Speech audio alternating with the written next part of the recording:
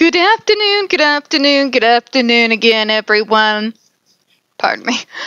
Welcome to another episode of Spilling Tea. I'm your host, Tiffany Daniels.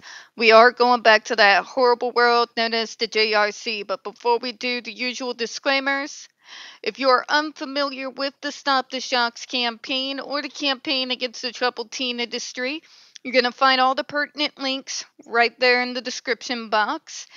Please, in particular, take note of the article written by NeuroClastic, a small non-for-profit started by autistics for autistics. In it, they interviewed over 800 ABA professionals in regards to the JRC's so-called Behavior Modification Program. The Judge Rotenberg Educational Center doesn't want you to read that article so much. They threatened NeuroClastic with a defamation lawsuit if they did not remove it from the website. Pardon me, NeuroClastic refused. You know the drill, folks. Please read the article. Share on all your social media. Also included is NeuroClastic's public statement regards to the defamation lawsuit threat, as well as a link to their GoFundMe. We are crowdfunding just in case the JRC ever actually does see through with their threat. Trigger warning 1. When we discuss places like the Judge Rotenberg Educational Center or Agape Boarding School for Boys, you're going to hear vivid descriptions of and catch clips of surveillance footage of people with mental health issues and disabled people being tortured and abused.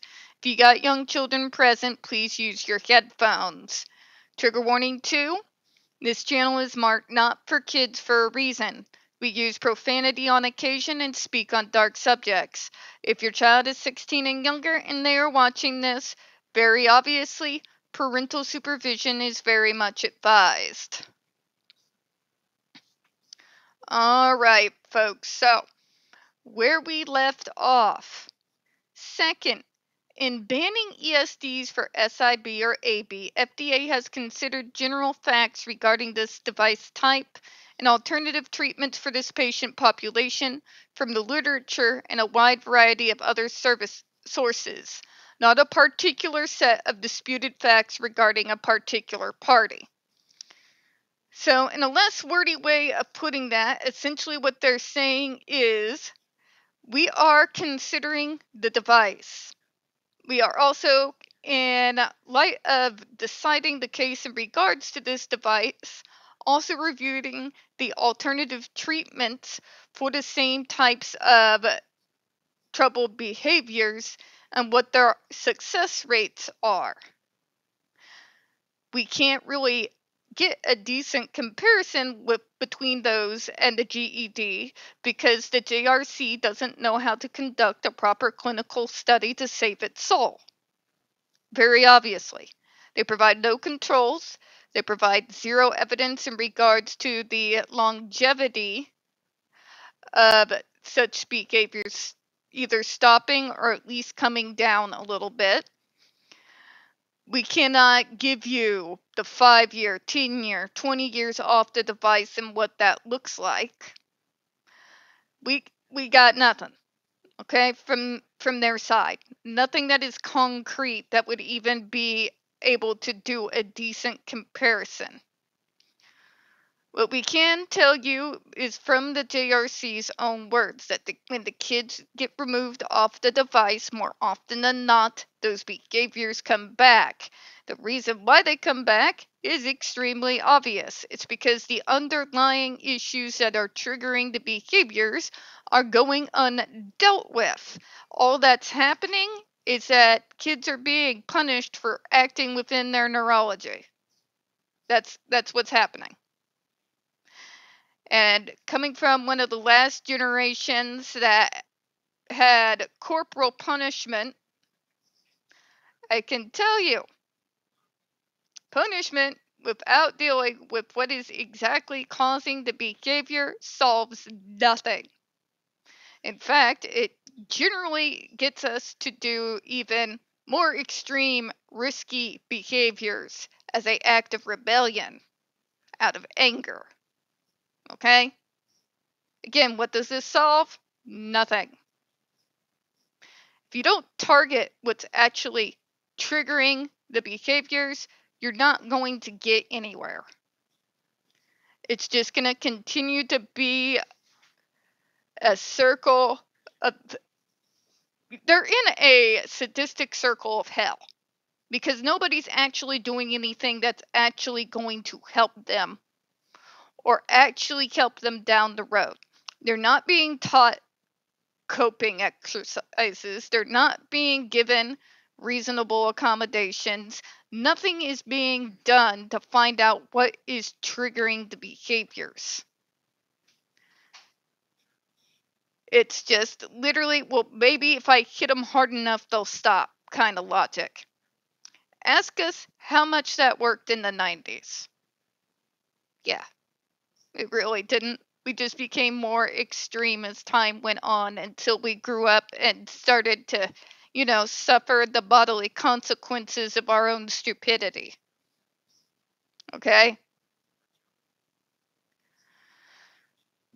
The FDA, on the other hand, is not imparting guilt on one party or the other. That is not their job, their mandate, or their function. They are not targeting anyone.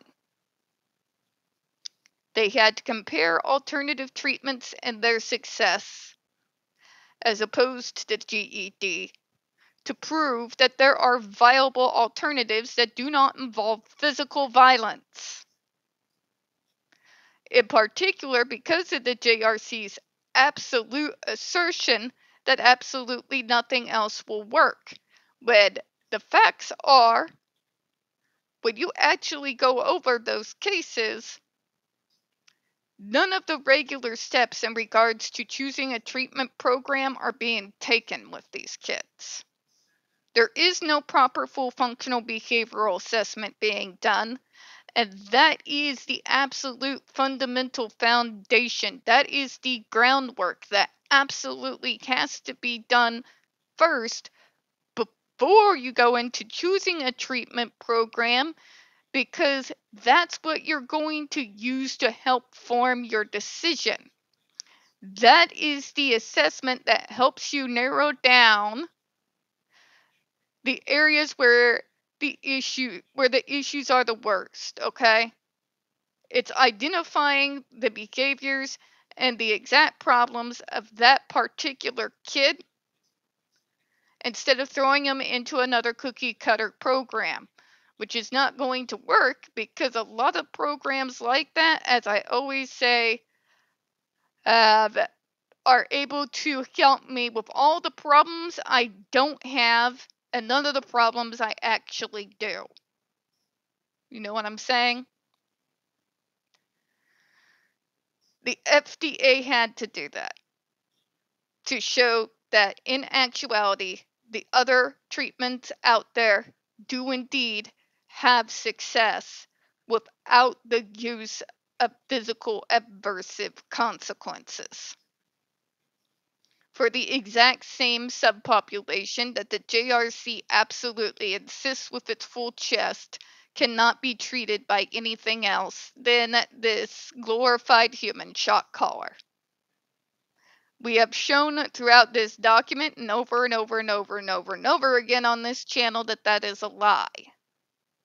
We all know it's a lie. The math isn't mathing at the very least. I hope people can at least admit that.